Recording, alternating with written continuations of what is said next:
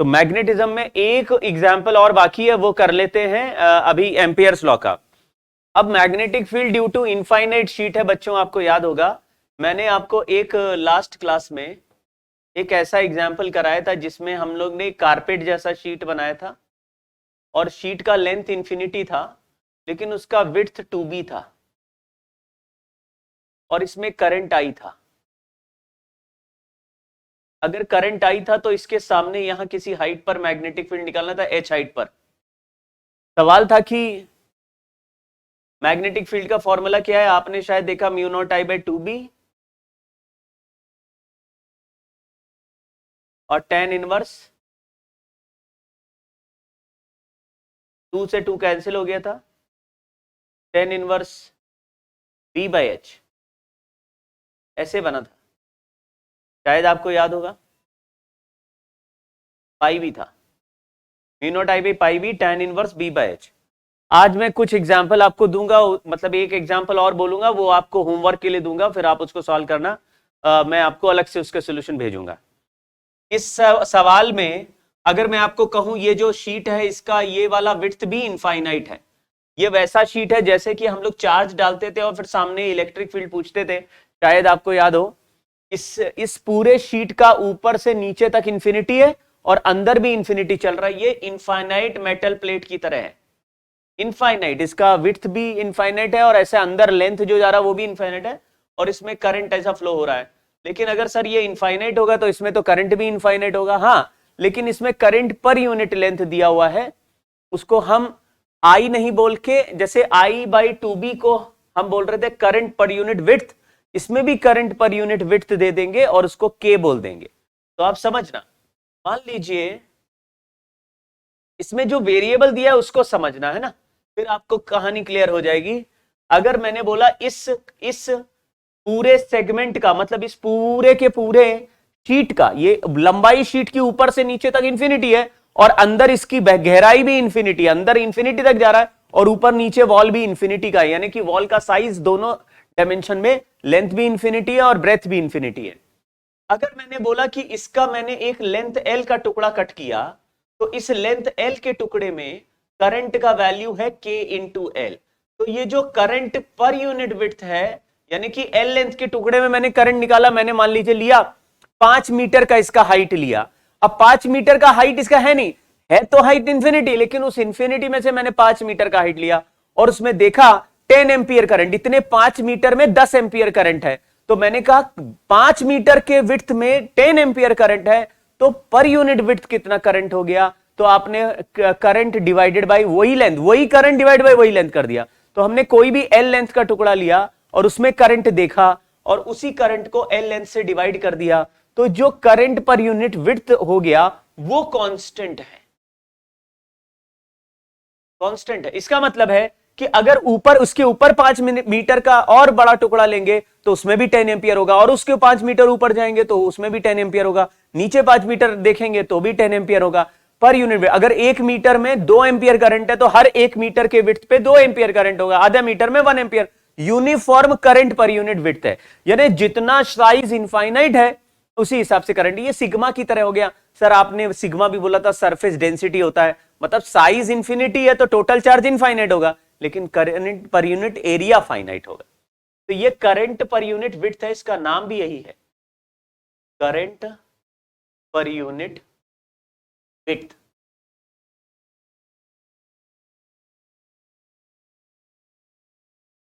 इसको के बोल रहे हैं। अब आपको सवाल पूछा कि इस वायर, इस पूरे सेगमेंट की वजह से मैग्नेटिक फील्ड बताओ। आप इस आंसर से भी निकाल सकते हैं, अगर इस आंसर में आपने बी की जगह इंफिनिटी रखा तो आप इसमें भी निकाल देंगे। आई बाई 2b की जगह आप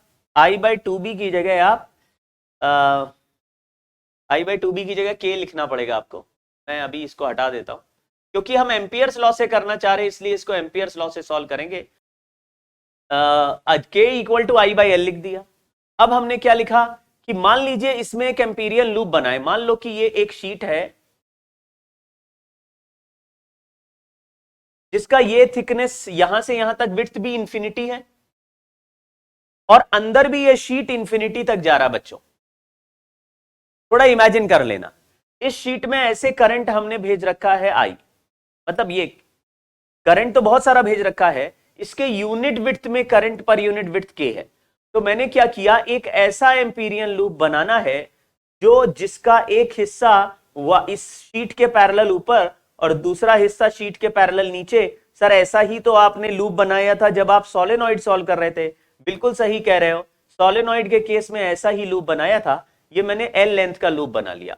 अगर मैं यहां से इसको देखूंगा सामने से तो मुझे ऐसा दिखाई देगा, ये शीट दिखेगा, शीट का पतला क्रॉस सेक्शन एरिया, करंट अंदर जाते हुए दिखेगा, और मैंने एल लेंथ का लूप ऐसे बना लिया। ये शीट इंफिनिटी तक जा रहा भाई। अगर आप एल लेंथ का लूप बनाएंगे तो अगर शीट में जैसे अंदर की तरफ ऐसे करंट जा रहा है तो राइट हैंड घुमाओगे तो लेफ्ट साइड में मैग्नेटिक फील्ड नीचे की तरफ लेफ्ट साइड में बनेगी, और ऐसे राइट हैंड का रूल लगाओगे तो राइट साइड बनेगी, और इधर भी लेफ्ट या राइट बनेगी। तो मैंने कहा 1 2 3 4 ऐसा पाथ बना लिया। उल्टा कर देता हूं, आपको याद होगा एम्पियर्स लॉ लगाने के लिए हम लोग बी डॉट डीएल लगाते हैं, 1 2 3 4। तो बी डॉट डीएल के लिए हम लोग क्या करते हैं, एक रास्ते से चल के क्लोज लूप में वापस लौट के आते हैं। मैंने मान लिया नीचे मैग्नेटिक फील्ड का वैल्यू बी है और ऊपर का लूप भी उतना ही ऊपर है, तो ऊपर मैग्नेटिक फील्ड का वैल्यू बी है। नीचे अगर 1 से 2 चल के जाएंगे तो मैग्नेटिक फील्ड बी है और लेंथ एल है, क्योंकि लूप तो हमने लिया एल लेंथ का लिया है। तो मैग्नेटिक फील्ड बी हो गई, लेंथ एल हो गया, तो बी डॉट डीएल का वैल्यू 1 से 2 पे बी एल हो गया। यहां पे परपेंडिकुलर चल रहे मैग्नेटिक फील्ड या तो राइट में है या लेफ्ट में, क्योंकि हमने राइट हैंड रूल लगाया तो ऊपर राइट में है, नीचे लेफ्ट में है, हम चल रहे परपेंडिकुलर, तो डॉट प्रोडक्ट 0 हो जाएगा, बी डॉट डीएल है। 2 से 3 में 0 हो गया, 3 से 4 में मैग्नेटिक फील्ड भी राइट में और हम भी चल रहे हैं राइट में, तो बी डॉट डीएल का वैल्यू बी इंटू एल हो जाएगा, और 4 से 1 में फिर से 0 हो जाएगा, equal to mu naught I enclosed करना है। अब ये 2bl equal to mu not, ये जो लूप हमने बनाया इसका लेंथ एल है, तो इसके अंदर जो लेंथ एनक्लोज हो गया वो भी लेंथ एल का हो गया। करंट पर यूनिट थिकनेस था, पर यूनिट विड्थ था के, और एल लेंथ की विड्थ में के एल करंट हो जाएगा, तो मैग्नेटिक फील्ड का वैल्यू एल से एल कैंसिल कर दो, म्यू नॉट के बाई 2 आ जाएगा। ये हमारा बहुत बढ़िया रिजल्ट हो गया। ऐसा इनफाइनाइट शीट का रिजल्ट आ गया, जैसे सिग्मा बाय 2 एप्सिलॉन नॉट होता था इलेक्ट्रिक फील्ड, वैसे ही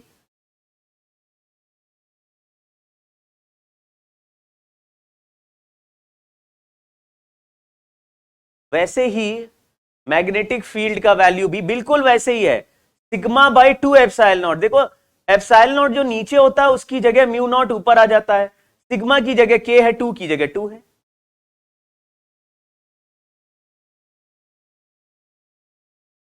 अगर मैंने आपके सामने ऐसे 3-4 शीट्स लगा दिए, देखो आप,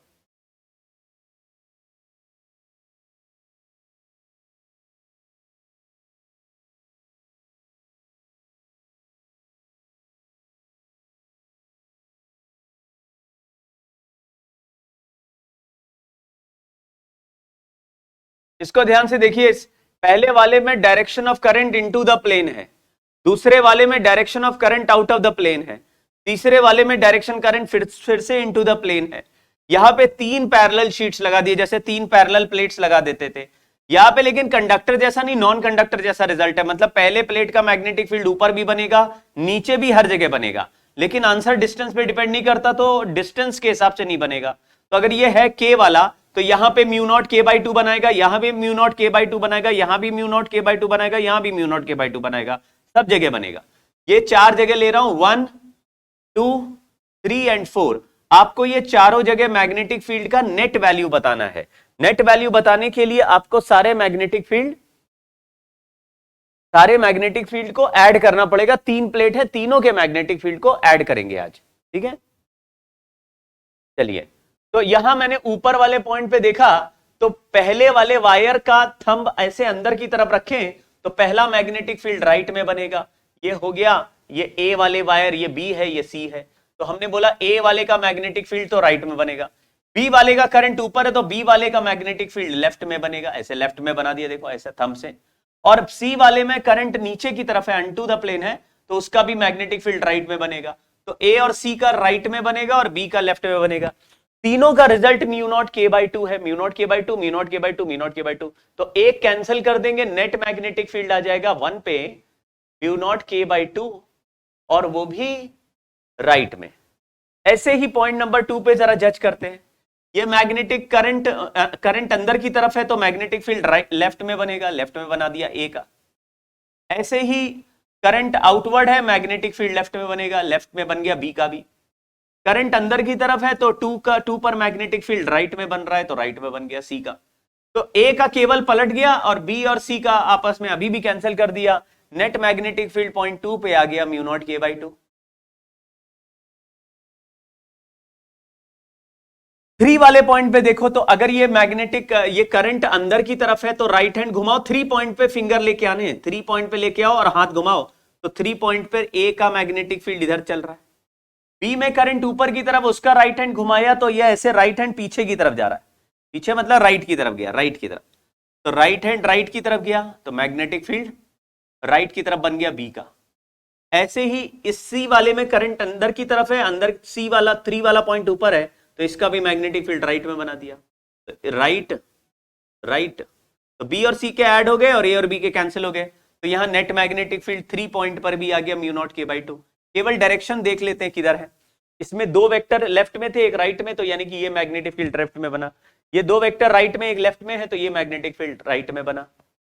अब फोर्थ पॉइंट में देखते हैं। फोर्थ पॉइंट में देखा तो मैग्नेटिक फील्ड इसमें इनटू द प्लेन करंट है, यानी कि लेफ्ट में जाएगा। इनटू द प्लेन करंट, हाथ घुमाया लेफ्ट में जाएगा। इसमें out of the plane current है, हाथ घुमाया राइट में जाएगा। इसमें इनटू द प्लेन करंट है, हाथ घुमाया लेफ्ट में जाएगा। तो B4 का वैल्यू भी हो गया म्यू नॉट के by two.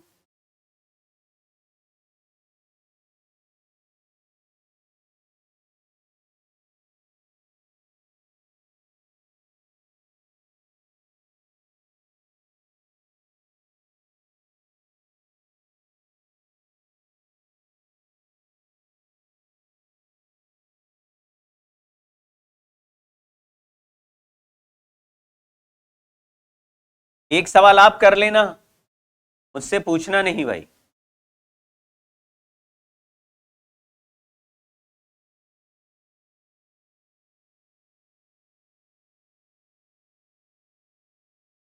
into the plane,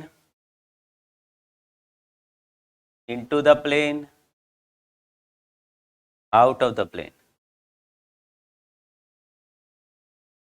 तो into the plane, K, K, 2K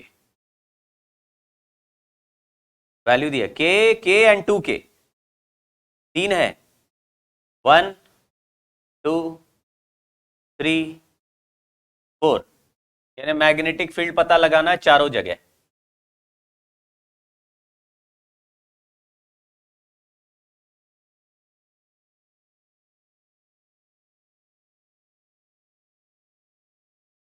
हमने क्या सीखा कि अगर आपको करंट इनटू द प्लेन जाता हुआ दिखे तो आप राइट हैंड का थंब अंदर की तरफ रखिए और राइट हैंड के फिंगर्स को घुमाइए। अगर मैं पहले वाले ए वायर की बात करूं तो ए वायर की वजह से थंब अंदर की तरफ रखेंगे तो ऊपर राइट बनेगा, नीचे लेफ्ट बनेगा। ये ए का हो गया ए। तो ए अगर नीचे लेफ्ट बनेगा तो यहां भी लेफ्ट बनेगा और यहां भी लेफ्ट बनेगा। आप ऐसे सीधा ही कर सकते हैं। बी में थंब अंदर रखा तो ऊपर राइट बन रहा है, राइट बन रहा है, नीचे लेफ्ट बन रहा है, लेफ्ट बन रहा है। सी में देखेंगे तो ऊपर लेफ्ट बन रहा है, लेफ्ट बन रहा है, लेफ्ट बन रहा है, नीचे राइट बन रहा है। ऐसे भी आप सारे एरोज को मिला के कैलकुलेट कर सकते हैं। और सब जो एरो सेम डायरेक्शन में आ गया उनके वैल्यूज को ऐड कर दो, जो अपोजिट में आ गया उसके वैल्यू को सब्ट्रैक्ट कर दो। राइट हैंड के थंब को देखो कि थंब करंट के डायरेक्शन से मैच करेगा तो फिंगर या तो लेफ्ट की तरफ जाएंगे या राइट की तरफ जाएंगे। अगर थंब अंदर की तरफ रखते हैं तो ऊपर राइट जाते हैं, तो नीचे लेफ्ट जाएंगे। चलिए अब लिखते हैं magnetic field due to moving charge. Moving charge मतलब कोई भी चार्ज, जैसे डीएल वाला छोटे से सेगमेंट से हमने मैग्नेटिक फील्ड निकाला था, ऐसे आर डिस्टेंस पे अगर कोई मैग्नेटिक फील्ड पूछे, चार्ज क्यू का वेलोसिटी वी है, इधर एंगल थीटा है, तो इसमें मैग्नेटिक फील्ड इस पॉइंट पी पर जो बनेगा का वैल्यू होता है mu naught by 4 pi I DL cross R की जगह Q B cross R by R Q. अगर मैग्नेटिक फील्ड का मैग्नीट्यूड चाहिए तो mu naught by 4 pi Q V R sine theta upon R cube करेंगे, cube से ये cancel हो जाएगा, आर स्क्वायर आ जाएगा, यानी mu naught by 4 pi Q V sine theta by R square. ये मैग्नेटिक फील्ड का वैल्यू का फॉर्मूला हो गया। चलिए, एक सर्कल है रेडियस आर का, एक चार्ज है क्यू का जो कि सर्कल में घूम रहा है ओमेगा से। Find magnetic field at the centre.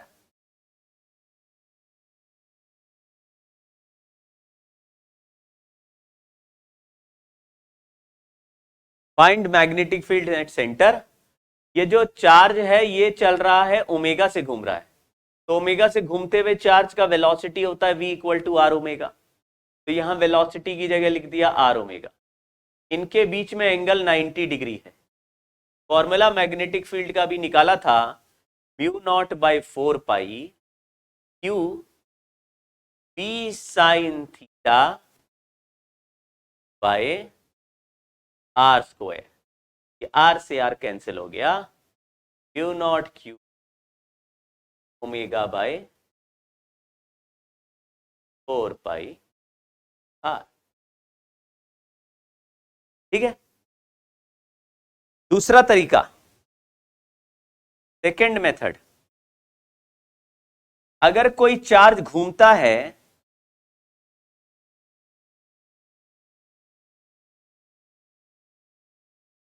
तो सर्कल में घूमने का टाइम पीरियड होता है 2 पाई बाई ओमेगा, और चार्ज क्यू इतने टाइम में घूमेगा तो इफेक्टिव करंट का वैल्यू, इफेक्टिव करंट का value Q by T, charge phloem per unit time. Charge की जगह लिख दिया क्यू और टाइम की जगह लिख दिया 2 पाई बाई ओमेगा। तो इफेक्टिव करंट का वैल्यू आ गया क्यू ओमेगा बाई 2 पाई। अब एक बार आपने सुना होगा मैग्नेटिक फील्ड सर्कल के सेंटर पे होता है mu naught I by 2 R. इस फॉर्मूले में आई की जगह क्यू ओमेगा बाई 2 पाई लिख दिया, तो म्यू नॉट बाय 2 आर, आई की जगह लिख दिया क्यू ओमेगा बाय 2 पाई। अगर इसको भी मिला के देखो तो यही आंसर आ जाएगा। तो एक ही चीज दो तरीके से निकाला है, ये आर ओमेगा से आर स्क्वायर कैंसिल हो गया। आप देखो, आप फॉर्मूला देख लो एक बार, ये आर पहले ही कैंसिल हो गया था, Q V sine theta by R square था, वी को आर ओमेगा लिखा है, तो एक बार आर और कैंसिल हो गया। आप कंफ्यूज नहीं होना, पहले आर तो पहले ही कैंसिल हो गया था, Q V sine theta by R square, V की जगह आर ओमेगा लिखा, तो वी की जगह R omega, V sine theta by R square, R omega लिखा, एक बार और आर कैंसिल हो गया, एक ही आर रह गया। आप देखो mu naught I by 2 pi R से 2 आर से mu naught I by 2 R होता सर्कल के सेंटर पे फील्ड का फॉर्मूला, उसमें आई की जगह रख दिया, आंसर आ।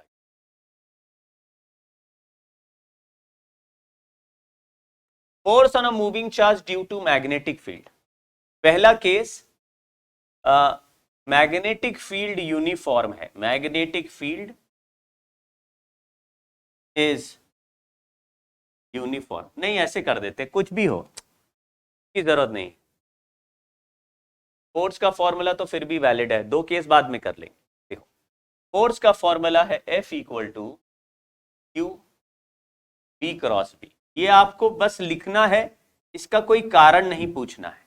ठीक है।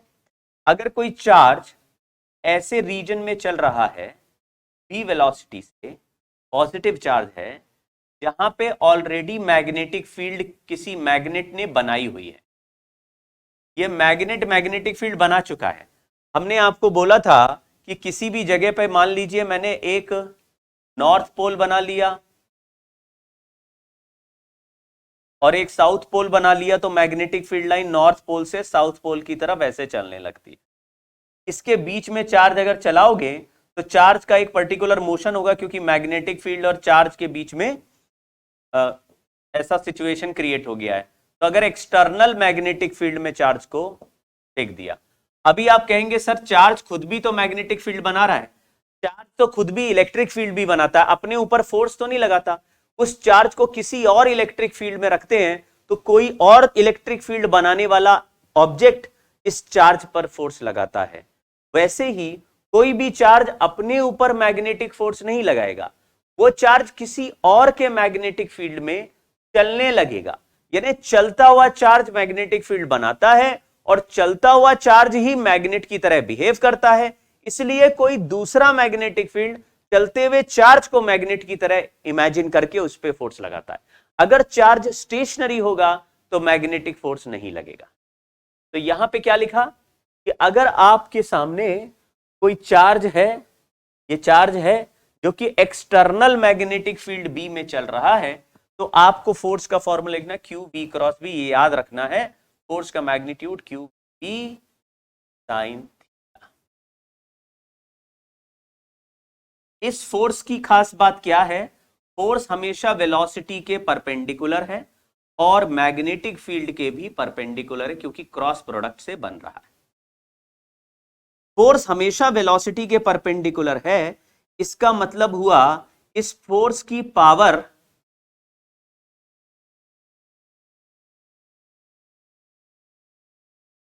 Of magnetic force on moving charge zero है।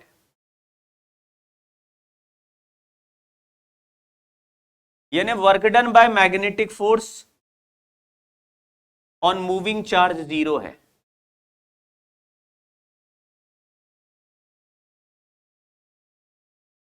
मैग्नेटिक फोर्स मूविंग चार्ज पे कभी वर्क नहीं कर सकता। इसका क्या मतलब है, इसका मतलब है कि if charge moves in magnetic field,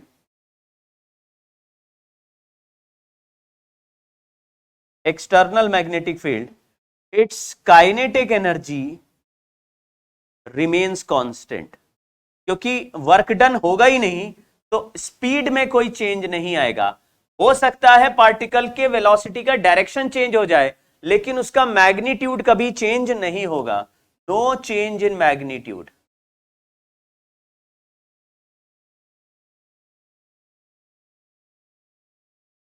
of velocity. Force अगर वेलोसिटी के परपेंडिकुलर होता है, ऐसे फोर्स को हम सेंट्रीपिटल फोर्स कहते हैं। जब फोर्स वेलोसिटी के परपेंडिकुलर लगता है तो वो सेंट्रीपिटल फोर्स की तरह काम करता है और उसका वर्क डन हमेशा जीरो होगा, क्योंकि वेलोसिटी के परपेंडिकुलर होने पर डॉट प्रोडक्ट यानी power equal to force dot velocity zero हो जाएगा।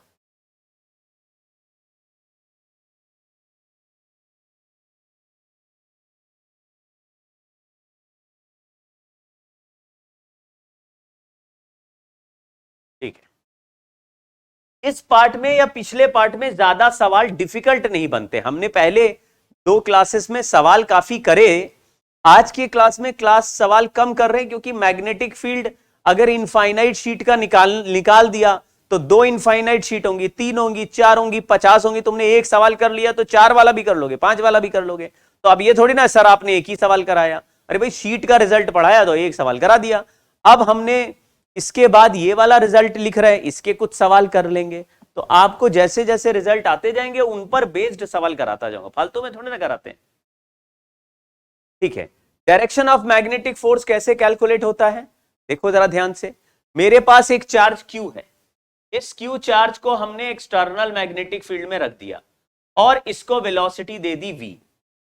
तो अब चार्ज के साइन के हिसाब से और वेलोसिटी और मैग्नेटिक फील्ड के डायरेक्शन के हिसाब से इसमें फोर्स का डायरेक्शन क्रॉस प्रोडक्ट यानी राइट हैंड रूल से बनाएंगे। तो यहां पे एक नेगेटिव चार्ज है, यहां पे एक पॉजिटिव चार्ज है। पॉजिटिव चार्ज को भी एक्सटर्नल मैग्नेटिक फील्ड में रख दिया है, इसमें भी क्रॉस क्रॉस बना है, यानी कि इनटू द प्लेन है मैग्नेटिक फील्ड, और यहां पर भी magnetic field into the plane है।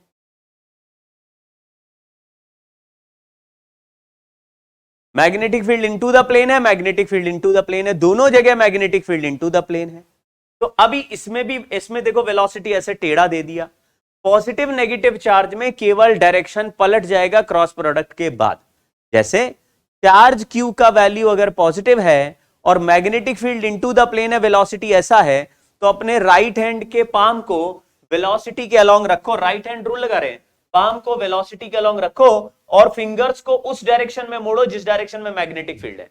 तो आपने कहा साहब मैग्नेटिक फील्ड तो अंदर है और वेलोसिटी इधर है, मैग्नेटिक फील्ड अंदर है वेलोसिटी इधर है, ऐसा दिख रहा है, मैग्नेटिक फील्ड अंदर है वेलोसिटी इधर है। तो वेलोसिटी के डायरेक्शन में आप पहले अपने पाम को रखिए, यानी फिंगर के ऐसे टिप्स को आगे की तरफ बढ़ाइए, और मैग्नेटिक फील्ड जिस तरफ जा रहा है, अंदर की तरफ जा रहा है, तो अंदर की तरफ हाथ मोड़ लीजिए। थंब ऐसे इस प्लेन में ऐसा परपेंडिकुलर, वी क्रॉस बी करेंगे, थंब ऐसे परपेंडिकुलर आ जाएगा, इसको फोर्स एफ लिख दिया। लेकिन ये वी क्रॉस बी का डायरेक्शन आया था, अगर चार्ज पॉजिटिव है तो जिस तरफ वी क्रॉस बी है उधर ही फोर्स लगाएंगे। ऐसे इसमें देखो, इसमें वेलोसिटी ऊपर है, मैग्नेटिक फील्ड अंदर है, वेलोसिटी ऊपर है, मैग्नेटिक फील्ड अंदर है, तो मैंने वी क्रॉस बी किया तो थंब लेफ्ट में आ रहा है, तो वी क्रॉस बी का डायरेक्शन लेफ्ट में होगा। लेकिन चार्ज माइनस क्यू है, तो minus Q V cross B, एक माइनस और लगाएगा वेक्टर में, तो फोर्स का डायरेक्शन राइट में आ जाएगा। अगर मैं ऐसे बोलूं तो ये वी क्रॉस बी का डायरेक्शन है, लेकिन फोर्स राइट में लगने लगेगा। क्या ये बात आप समझ पा रहे हैं थोड़ी थोड़ी? ऐसे ही तीसरे केस में एक चार्ज क्यू और मैग्नेटिक फील्ड आउटवर्ड है और वेलोसिटी इधर दे दिया। अब इसमें आप डायरेक्शन खुद बताइए जरा। आप कहेंगे जी वेलोसिटी के डायरेक्शन में आप अपना ऐसे थंब रख दीजिए। हमने ऐसे क्यों नहीं रखा? क्योंकि ऐसे मोड़ते हैं हाथ को तो अंदर की तरफ मुड़ रहा है हाथ, जबकि magnetic field outward, out of the plane. तो अगर मैंने राइट हैंड के फिंगर्स को ऐसे रखा और राइट हैंड को ऐसे वेलोसिटी के अलोंग, ये जो फिंगर की टिप्स हैं ये वेलोसिटी के अलोंग चलेगी ऐसे, और फिर राइट हैंड को मोड़ना है ऊपर की तरफ, तो थंब ऐसा चला जाएगा। साहब थंब ऐसे लग रहा है इस बार, तो थंब चला गया जिस डायरेक्शन में, वो हो गया वी क्रॉस बी का डायरेक्शन। लेकिन चार्ज अगर पॉजिटिव है तो वही हो गया फोर्स का डायरेक्शन, फोर्स का डायरेक्शन भी वही, वी क्रॉस बी का डायरेक्शन भी वही। ठीक है। इसके अलावा हमारे पास एक फ्लेमिंग्स लेफ्ट हैंड रूल है। तो ये देखो, ये मेरा राइट हैंड नहीं है, ये फ्लेमिंग्स लेफ्ट हैंड रूल है। ये फ्लेमिंग का ही हाथ है, मैं काट के लगा चुका हूं। ये हाथ नहीं, फ्लेमिंग का लेफ्ट हैंड है। हाथ नहीं, फांसी का फंदा है, ये फ्लेमिंग का लेफ्ट हैंड है। देखो ये ऐसे रख देते हो, तो ये ऐसे गया थंब, फिर गया फर्स्ट फिंगर, फिर गया सेकंड फिंगर, फिर यहां पे बाकी दो फिंगर्स आके बेंड हो गए, यहां से ये क्या आपको ये फिंगर, ये थंब मेरा, ये मेरा ही नजर आ रहा है हाथ की? नहीं बोलो। इसमें हम कुछ केसेस कर रहे हैं। पहला केस है when velocity is parallel to magnetic field. अगर वेलोसिटी मैग्नेटिक फील्ड के पैरेलल हो, जैसे मान लो किसी जगह पर मैग्नेटिक फील्ड ऐसे चल रहा है और वेलोसिटी मैग्नेटिक फील्ड के पैरेलल ऐसे हो या पीछे हो, तो आप कहेंगे जी फोर्स जीरो रहेगा, वेलोसिटी कांस्टेंट रहेगी, कोई फर्क नहीं पड़ेगा। क्यों? फोर्स ही नहीं लगेगा। अगर वेलोसिटी मैग्नेटिक फील्ड के पैरेलल है,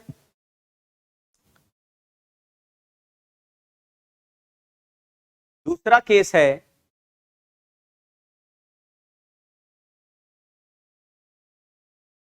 अगर वेलोसिटी मैग्नेटिक फील्ड के परपेंडिकुलर है और मैग्नेटिक फील्ड यूनिफॉर्म ले रहे हैं हम, यूनिफॉर्म। देख लो, इस जगह पर मैग्नेटिक फील्ड यूनिफॉर्म है। कैसे पता यूनिफॉर्म है? देखो सभी के बीच में गैप एकदम सेम है। सेम गैप का मतलब है uniform distribution of magnetic field line है। तो अगर कहीं लाइन पास पास होती है तो फील्ड ज्यादा होता है, कहीं लाइन दूर दूर होती है तो फील्ड कम होता है। यहां पे सब जगह यूनिफॉर्म मैग्नेटिक फील्ड भी है। चार्ज क्यू है और चार्ज क्यू को वेलोसिटी राइट में मैंने दे दिया है। हाँ, तो चार्ज क्यू को वेलोसिटी राइट में दे दिया। फोर्स का डायरेक्शन हमेशा वेलोसिटी के और मैग्नेटिक फील्ड के परपेंडिकुलर है।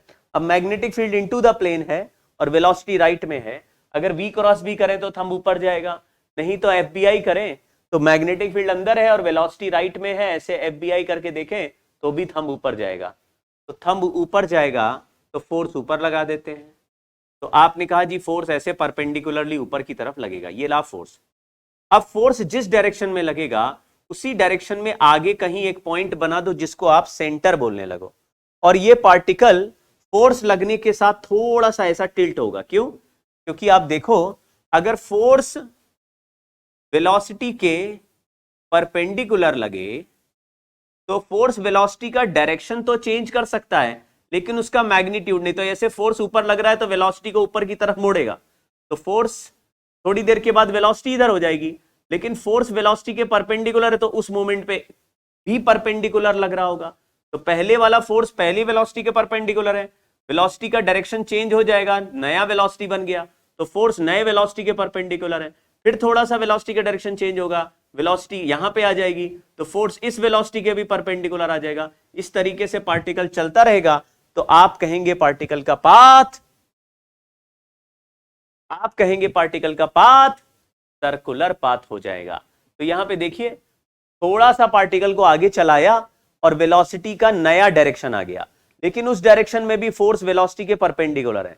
पहले भी फोर्स वेलोसिटी के परपेंडिकुलर था, अभी भी फोर्स वेलोसिटी के परपेंडिकुलर है, क्योंकि यहां पर भी पार्टिकल मैग्नेटिक फील्ड के अंदर है। तो इसी हिसाब से अगर हम चलाते रहें तो पार्टिकल ऐसे सर्कल में चलता रहेगा और फोर्स और वेलोसिटी हमेशा आपस में परपेंडिकुलर रहेंगे। तो आप कहेंगे कि फोर्स के दो अलग अलग एरो जहां पर इंटरसेक्ट कर जाएंगे, बस वहीं पर होगा इस सर्कल का सेंटर। चार्ज ऐसे घूमते जा रहा है लगातार, तो हम बोलेंगे path of a charge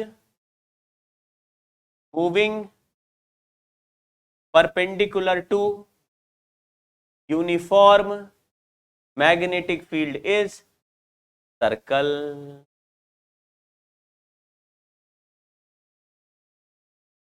circle है भाई, हेलिकल नहीं बोलेंगे, ये सर्कल है। अगर परपेंडिकुलर चला, फिर हमने लिख दिया जो चार्ज का वैल्यू है वो फोर्स लगेगा QVB, और चार्ज पर जब किसी पर भी फोर्स लगता है परपेंडिकुलर तो उसको सेंट्रीपिटल फोर्स कहते हैं। तो QVB इक्वल टू mv²/r, तो रेडियस का वैल्यू आया mv/क्यूब। ये बड़ा ही इंपॉर्टेंट फॉर्मूला, इसको रट लीजिए। लेकिन mv को बोलते हैं मोमेंटम, तो इसको मोमेंटम बाय QB भी लिख सकते हैं, बड़ा इंपॉर्टेंट है।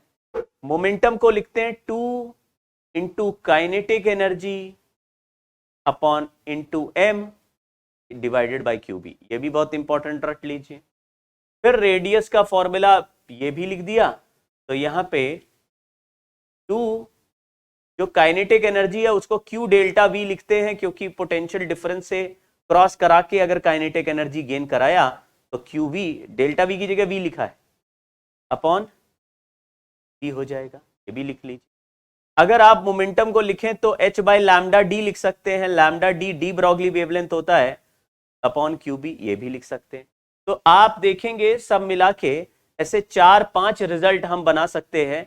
इनमें से कोई एक रिजल्ट आपको कंपैरिजन करके सवाल पूछा जा सकता है, पूछे गए हैं, पूछे जाते हैं। मेंस के फेवरेट सवाल हैं ये, नीट में भी बहुत आते हैं, मेंस में भी बहुत आते हैं। हाँ, किसी चार्ज को अगर मैं पोटेंशियल डिफरेंस V से एक्सेलरेट करा दूं, मतलब यहां से छोड़ू 0 वेलोसिटी से और पोटेंशियल डिफरेंस V हो, मतलब ये हायर पोटेंशियल पॉइंट है, ये लोअर पोटेंशियल है, मतलब दो प्लेट के बीच में छोड़ दिया हायर से लोअर, तो चार्ज ऐसे एक्सेलरेट होता हुआ जब दूसरी प्लेट पे पहुंचेगा तो उसका वेलोसिटी बढ़ जाएगा। तो हम कहेंगे यार यहाँ पे वेलोसिटी कितना है, आप कहो कि वेलोसिटी छोड़ो, चार्ज इंटू पोटेंशियल डिफरेंस करोगे तो चेंज इन पोटेंशियल एनर्जी या लॉस इन पोटेंशियल एनर्जी आएगा, उसी को हम गेन इन काइनेटिक एनर्जी कर सकते हैं। तो इसका मतलब है काइनेटिक एनर्जी का वैल्यू Q डेल्टा V हो गया। तो यहाँ पे जो काइनेटिक एनर्जी लिखा है मैंने, उसकी जगह Q डेल्टा V को QV लिख दिया, ऐसा क्या रो रहे हो। टाइम पीरियड एंड फ्रीक्वेंसी, अगर कोई पार्टिकल ऑलरेडी सर्कल में घूम रहा है, इसका वेलोसिटी V है, रेडियस R है, तो टाइम पीरियड का वैल्यू 2πr/v हो जाएगा। 2πr की जगह 2πmv/QB लिख दिया, डिवाइडेड बाय V कर दिया, V से V कैंसिल हो गया, तो टाइम पीरियड का फॉर्मूला हो गया 2πm/QB। क्योंकि स्पीड कांस्टेंट है इसलिए टाइम पीरियड 2π एंगल कवर करने का टाइम है, तो किसी भी थीटा एंगल कवर करने का टाइम θm/QB लिख सकते हैं। इसी हिसाब से ओमेगा का वैल्यू QB/m हो जाएगा, फ्रीक्वेंसी QB/m हो जाएगा, 2π/t कर दो QB/m, फ्रीक्वेंसी का value F is equal to 1/t हो जाएगा QB/2πm।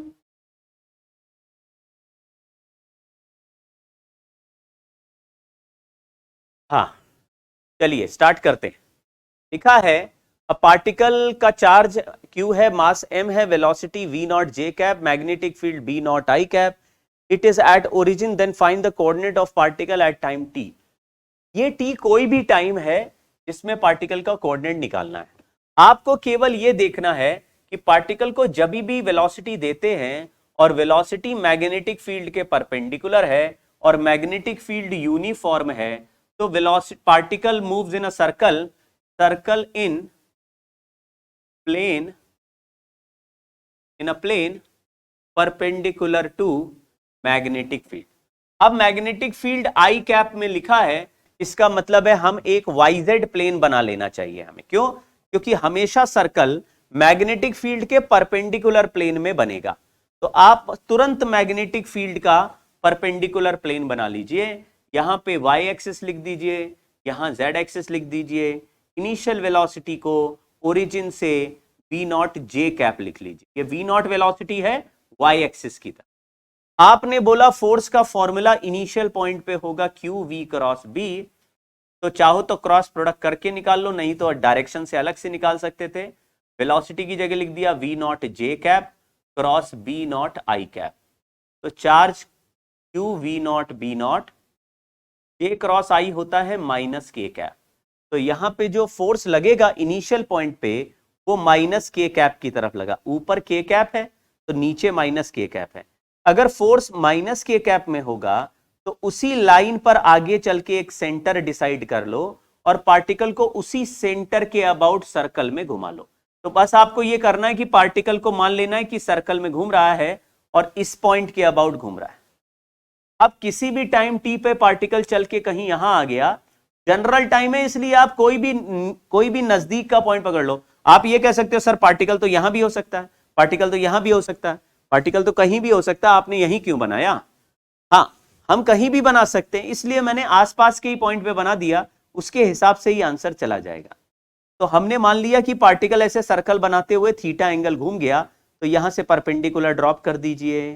तो परपेंडिकुलर ड्रॉप करने पर इसका वाई कोऑर्डिनेट भी आ जाएगा इस पोजीशन का, ये वाई कॉमा जेड है, तो मैं वाई कोऑर्डिनेट निकाल दूंगा। अगर ये पूरा सर्कल का रेडियस आर है तो ये आर साइन थीटा हो गया, और ये वाला डिस्टेंस आर कॉस थीटा हो गया, तो ये वाला distance R minus R cos theta हो गया। हमको ओरिजिन से कितना दूर गया यही पता लगाना है, उसी को वाई और जेड बोल रहे हैं। तो वाई का वैल्यू तो हो गया आर साइन थीटा, आर की जगह लिख दिया M V by Q B, v की जगह लिख दिया b नॉट, v की जगह लिख दिया v nought, M V nought by Q B nought sine theta, theta की जगह लिख दिया ओमेगा टी, ओमेगा को लिख दिया क्यू बी बाई एम। और ये सब चीजें अभी अभी हमने लिखी हुई थी कि ओमेगा होता है क्यू बी बाई एम और रेडियस होता है M V by Q B. तो रेडियस की जगह मैंने लिखा M V by Q B और साइन थीटा लिख दिया। ऐसे ही z कोऑर्डिनेट को हमने इस तरह से कैलकुलेट किया, तो z कोऑर्डिनेट का वैल्यू आया r minus R cos theta, theta को लिख दिया ओमेगा टी। अब इसमें वैल्यू लिख दीजिए M V by Q B 1 minus cos theta की जगह लिख दिया ओमेगा टी, ओमेगा की जगह लिख दिया क्यू बी। कहानी खत्म।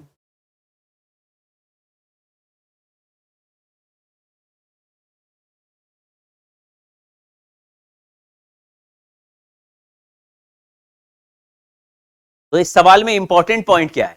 इंपॉर्टेंट पॉइंट यह है कि पहले तो ऐसा प्लेन डिजाइन कर लो जो मैग्नेटिक फील्ड के परपेंडिकुलर है, उसमें पार्टिकल का जो इनिशियल फोर्स का डायरेक्शन है वो कैलकुलेट करके वो डायरेक्शन पता लगा कि आप ये बता सकते हो कि सेंटर कहां है, और सेंटर पता चल जाए तो उसके हिसाब से आप फटाफट घुमा सकते हो।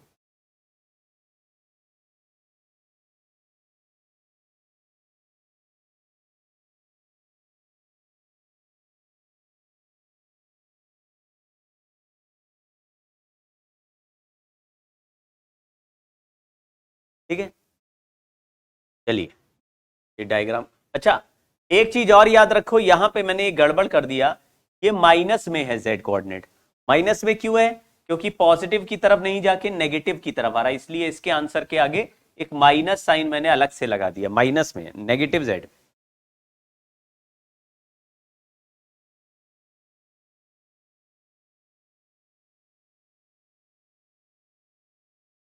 ऐसे चार्ज यहां इनिशियल था और मैग्नेटिक फील्ड ऐसे इनटू द प्लेन है। ये y और z अलग लिए इन्होंने, y इधर लिया है, z इधर लिया, हमने y इधर लिया था, z उधर लिया था।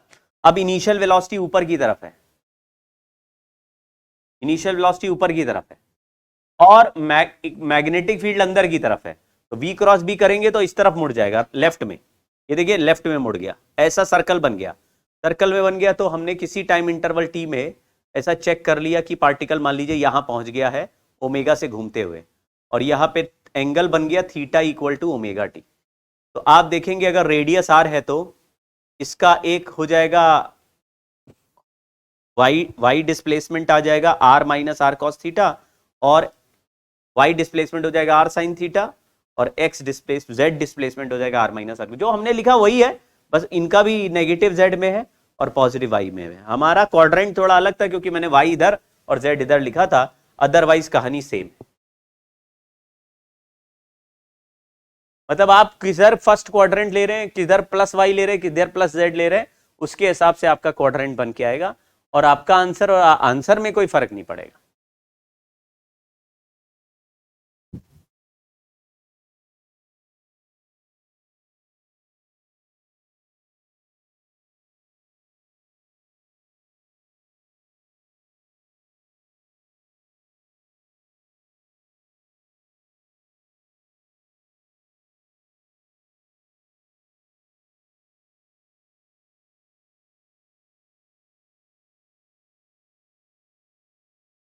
अब ये होमवर्क सवाल है, ये बिल्कुल इसी तरीके से आपको करना है। अगर आप बहुत जल्दी करेंगे तो आपको ऐसे दिखाई देगा कि मैंने देखा कि मैग्नेटिक फील्ड है y डायरेक्शन में, तो y डायरेक्शन के परपेंडिकुलर प्लेन ले लिया।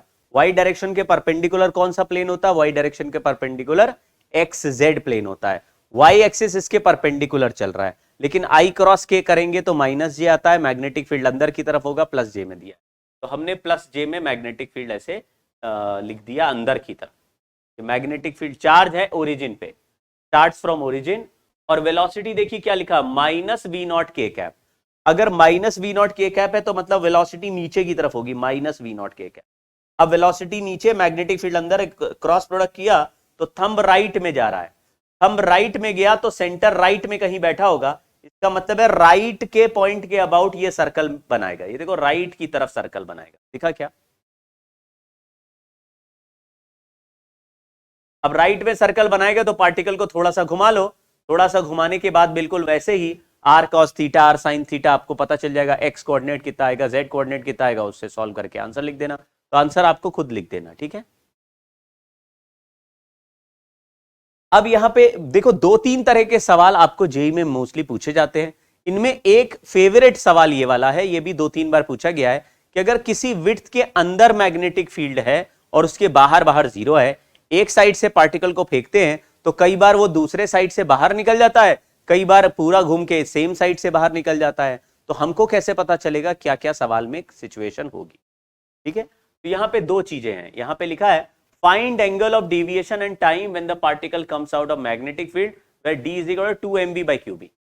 जो रेडियस का फॉर्मूला होता है वो होता है mv/qb, यानी पार्टिकल मास m का v वेलोसिटी से अगर परपेंडिकुलरली फेंक रहे होंगे तो जितने रेडियस के सर्कल में चलेगा उसका वैल्यू है mv/qb, और विड्थ d का वैल्यू है 2 mv/qb, यानी d रेडियस से बड़ा आ रहा है। अगर रेडियस से बड़ा आ रहा है तो पार्टिकल दूसरे साइड से बाहर नहीं निकल सकता, क्योंकि ये अपना सर्कल बनाएगा और उसका सर्कल से बड़े विड्थ का सिचुएशन है। तो ये जिस रेडियस के सर्कल में घूम रहा है उस रेडियस से भी ज्यादा विड्थ है, तो दूसरे साइड से बाहर नहीं आएगा। इसमें पार्टिकल मेक्स सेमी सर्कल। जिस एंगल पे एंटर कराओगे, जिस एंगल पे एंटर कराओगे उसी एंगल से बाहर आ जाएगा। यानी 90 डिग्री से एंगल एंटर कराओगे तो 90 से बाहर आएगा, थीटा पे एंटर करोगे तो थीटा से बाहर आ जाएगा। अगर डी का वैल्यू रेडियस आर से बड़ा आ रहा है तो पार्टिकल मेक्स सेमी सर्कल, और सेमी सर्कल बनाने में एंगल ऑफ डेविएशन होता है पाई, और टाइम टेकन इज आधे सर्कल का टाइम। पूरे सर्कल का टाइम था 2 pi M by Q B, तो आधे सर्कल का टाइम होगा pi M by Q B. Answer हो गया। मैग्नेटिक फील्ड किस तरफ है हमें कैसा पता चलेगा, सवाल पूछा जा रहा है। मैग्नेटिक फील्ड अगर क्रॉस क्रॉस बनाइए तो हम 100 बार कर चुके हैं। क्रॉस बना है तो इनटू द प्लेन, और बिंदी बनी है तो आउट ऑफ द प्लेन, यानी प्लेन के अंदर और बाहर। तो सर अगर प्लेन के अंदर बाहर ना हो तो बे तो एरो बना ही होगा लल्ला। एरो अगर राइट में बना है तो मैग्नेटिक फील्ड राइट में। अच्छा ये भी कोई इंफॉर्मेशन दिया, क्या बात बताई सर। ऐसा होता है क्या कि एरो अगर राइट में तो मैग्नेटिक फील्ड राइट में लेना पड़ेगा, और एरो नीचे है तो किधर लेना पड़ेगा। अरे गजब, ऐसा ही सवाल ही, इसी तरह के सवाल आपको इंटरनेशनल ओलंपियाड में पूछे जाते हैं, जिनको एरो राइट के करस्पॉन्डिंग डायरेक्शन राइट बोलने से गोल्ड मेडल मिलता है। लोगों को बस यही नहीं पता है। ठीक है, ये बात समझ गए। Find the angle of deviation. Angle of deviation pi हो गया, कैसे पता। अरे भाई जिस रास्ते से एंटर किया, यानी जो इनिशियल वेलोसिटी है और जो फाइनल वेलोसिटी, उसके बीच में कितना एंगल। आप बोलेंगे इनिशियल वेलोसिटी राइट में था, फाइनल वेलोसिटी लेफ्ट में, कितना एंगल बन गया, पाई बन गया। ये हुआ एंगल ऑफ डेविएशन। ठीक है, ये सवाल भी वैसा ही है, लेकिन अगर अब इसमें डी जस्ट लेस देन है, यानी D approximately equal to R है या उससे स्लाइटली कम है, बहुत ड्रास्टिकली कम नहीं है, स्लाइटली कम।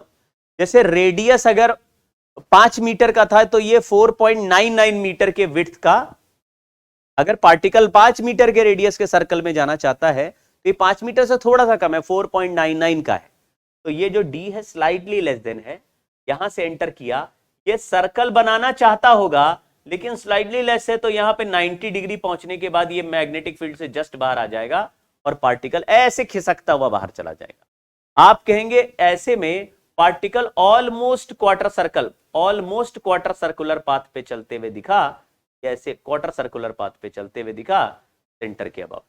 तो ऐसे में अगर D approximately equal to R है तो हम बोलेंगे एंगल ऑफ डेविएशन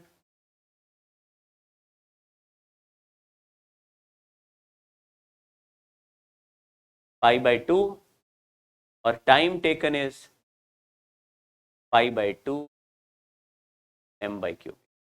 जितना एंगल है उतना ही टाइम पीरियड में एंगल लिख दो।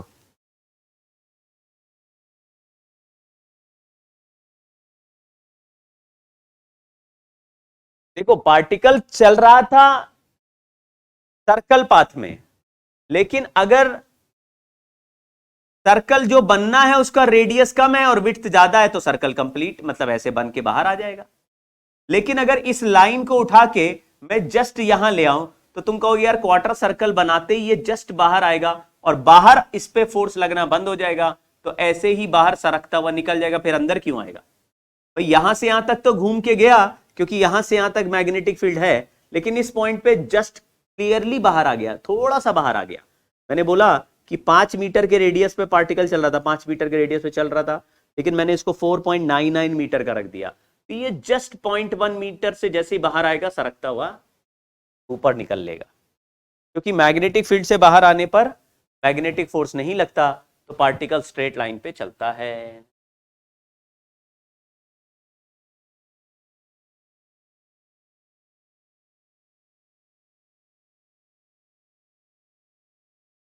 यहां पे लिखा है सेम सवाल, आप देखो हर बार सेम कहानी चल रही है, लेकिन अब की मैं बोल रहा हूं कि E का value less than mv by Q T, E is less than r। तो पार्टिकल जिस सर्कल में चलना चाहता उसका रेडियस बहुत बड़ा है, बड़े रेडियस के सर्कल में चल रहा है, तो अगर सर्कल कंप्लीट करना होगा तो इतना विड्थ होना चाहिए था, लेकिन अभी जो मैग्नेटिक फील्ड जिस रीजन में है उसकी विड्थ कम कर दी है मैंने। मैग्नेटिक फील्ड इतनी सी जगह पे और पार्टिकल बड़े सर्कल में चलना चाहता है, तो एक साइड से एंटर करेगा लेकिन पूरा सर्कल घूमने लायक जगह ही नहीं है, तो दूसरे साइड से बाहर आ जाएगा। ये एक इंपॉर्टेंट एग्जांपल है, ये सवाल एडवांस में आ चुका है, अब मेंस में आने का चांस इसका है। एडवांस में आ चुका है ये 2 बार, मेंस में आने का चांस है इसका, तो अब इसको समझ लो अच्छे से।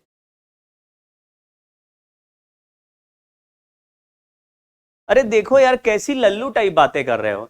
एक पार्टिकल यहां से एंटर किया, इधर घूमता हुआ यहां से निकल गया, मैंने पूछा एंगल ऑफ डेविएशन बताओ, तो इनिशियल वेलोसिटी और फाइनल वेलोसिटी के बीच में सर्कल के सेंटर पे जितना एंगल बनेगा वही एंगल वेलोसिटी के बीच में बनेगा। तो ये वेलोसिटी का एंगल कितना बदल गया उसको बोलते हैं एंगल ऑफ डेविएशन। तो वेलोसिटी राइट में थी, अब ऊपर कितना बदल गया। अब बोलेंगे सर मेरे को तो 90 डिग्री बदलता दिख रहा है, तो मैंने क्या वहां पे चील कौए बनाए हैं, क्या बनाए, 90 डिग्री तो लिखा है यार। एंगल ऑफ डेविएशन समझ आना पड़ रहा, बताइए। जितना पार्टिकल सर्कल के सेंटर पे एंगल बनाएगा उतना ही एंगल ऑफ डेविएशन आपको बोल देना है। तो हमने ऐसे करते, पीला वाला कहां उड़ गया,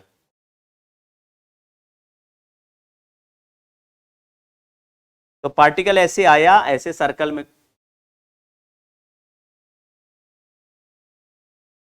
कहीं फोटो बनने में गड़बड़ हो गई भाई।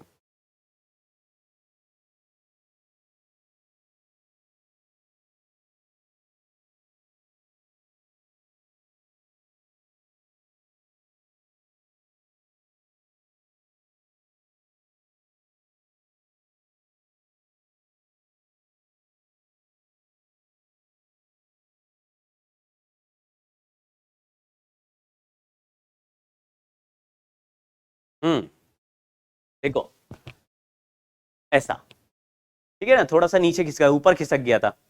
ये पार्टिकल सर्कल में चलता हुआ आगे गया, मुड़ा, लेकिन पूरा क्वार्टर सर्कल मुड़ नहीं पाया, तो यहां से मुड़ा और फिर तब तक तो बाहर निकलने का जगह आ गई। तो बाहर जिस एंगल पे निकला उसके बाद ये स्ट्रेट चला जाएगा, क्योंकि बाहर घुमाने वाला मैग्नेटिक फील्ड है ही नहीं।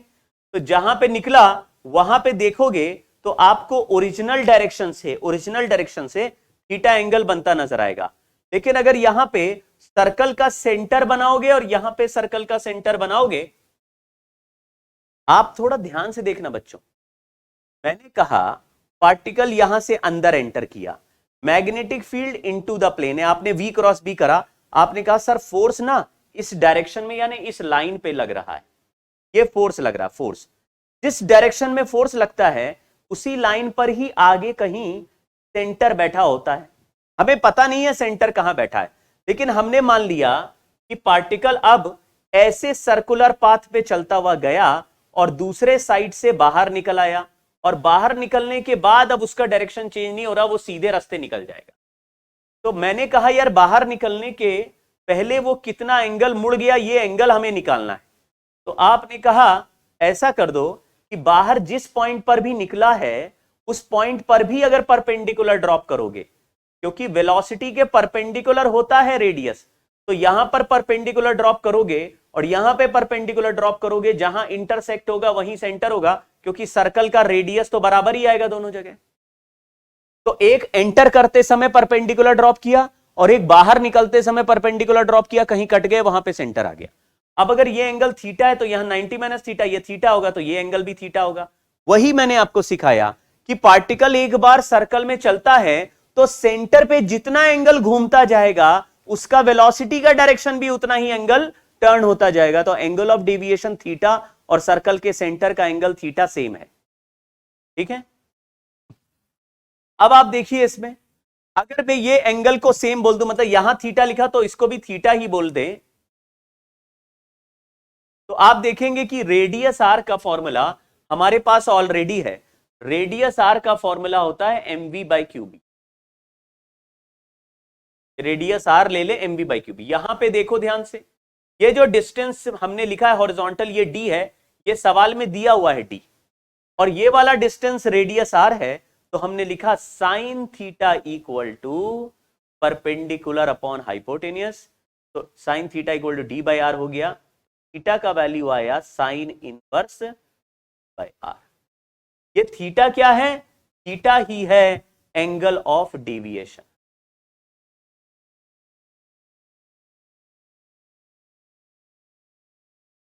और अगर टाइम पीरियड पूछा जाए यहां से यहां तक का टाइम t, तो हम कहेंगे थीटा एम बाय क्यूबी। पूरा सर्कल होता है 2 पाई का, तो 2 पाई घूमने का time 2 pi M by QB, आधा सर्कल का पाई एम बाई क्यूबी, तो थीटा वाले सर्कल का टाइम कितना लगा, थीटा एम बाई क्यूबी। इसको याद कर लो, थीटा की जगह sine inverse D by R लिख देंगे।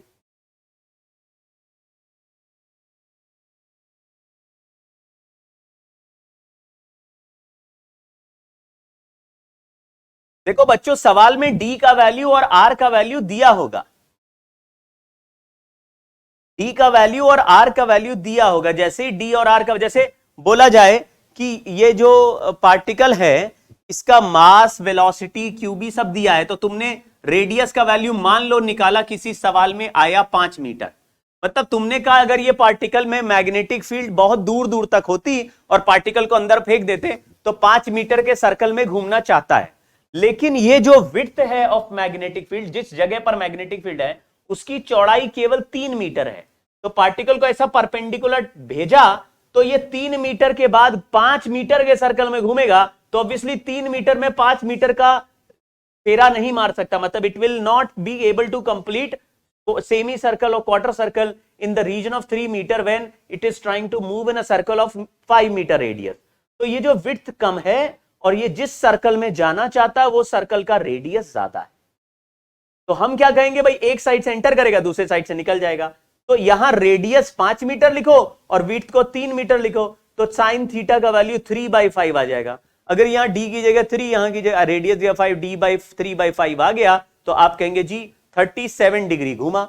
अगर 37 डिग्री घूमा तो टाइम कितना लगा, तो आप 37 डिग्री का रेडियन बना के और उसको यहां रख दीजिए पाई के टर्म्स में। चलिए, एक दो सवाल ऐसे और हैं जिसमें चार्ज पार्टिकल को हम फेंक रहे हैं वेलोसिटी v से, ये मैंने फोर्स का डायरेक्शन बनाया है, ऐसे घूमेगा, ठीक है,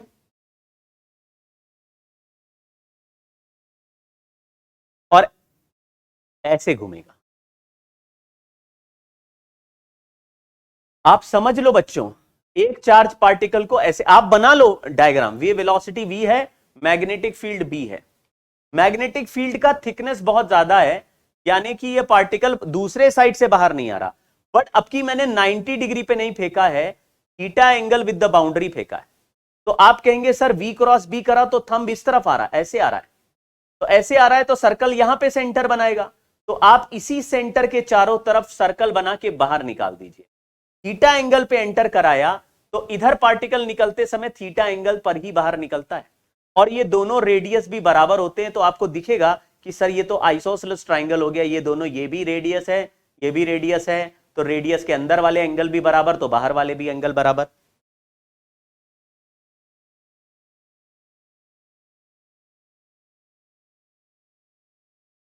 तो ये सवाल होमवर्क है, लिखा find time for which particle remains in magnetic field, इसमें भी लिखा है find time for which particle remains in magnetic field. Homework homework करना जरा।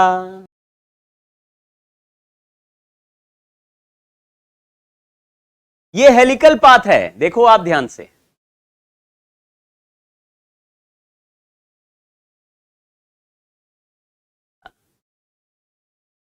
ये देखिए हेलिकल पाथ, ऐसे इस रास्ते पे पार्टिकल चला, ऐसे रास्ते पे पार्टिकल चलेगा, आपको लगेगा सर ये तो स्प्रिंग वाला पाथ हो गया, स्प्रिंग हो गया, ये तो स्प्रिंग जैसा बना रहा, बिल्कुल सही। अगर वेलोसिटी और बी के बीच में एंगल थीटा है, angle between velocity and B is theta, force का फॉर्मूला लगेगा Q V B sine theta. यहां पर वेलोसिटी के दो कंपोनेंट कर लेते हैं, वेलोसिटी का एक कंपोनेंट हो जाएगा v cos थीटा और दूसरा हो जाएगा v sin थीटा। अभी अभी आपको मैंने सिखाया था कि जब वेलोसिटी मैग्नेटिक फील्ड के पैरेलल होती है तो उस पर फोर्स नहीं लगता, और जो वेलोसिटी मैग्नेटिक फील्ड के परपेंडिकुलर होती है उस पर फोर्स लगता है, तो v sin थीटा वाले वेलोसिटी से पार्टिकल सर्कल बनाता रहेगा और v cos थीटा पे फोर्स नहीं लगेगा, तो ये जो सर्कल बना रहा है ये सर्कल बनाते बनाते आगे भागने लगेगा v cos थीटा से, तो circle is formed by v sin theta and v cos theta remains constant. तो रेडियस का value mv sin theta by QB, radius का value mv sin theta by q B, time period का value 2 pi m by q B, ये पहले की तरह है, लेकिन mv बाई क्यूबी में v की जगह v sin थीटा लिख दिया, क्योंकि सर्कल बनाने के लिए v sin थीटा वाला वेलोसिटी लग रहा है। v cos theta and v sin theta perpendicular वाला ही सर्कल बनाता है और v cos थीटा से आगे, तो सर्कल बनाते बनाते आगे चलेगा, आपको लगेगा अरे ये तो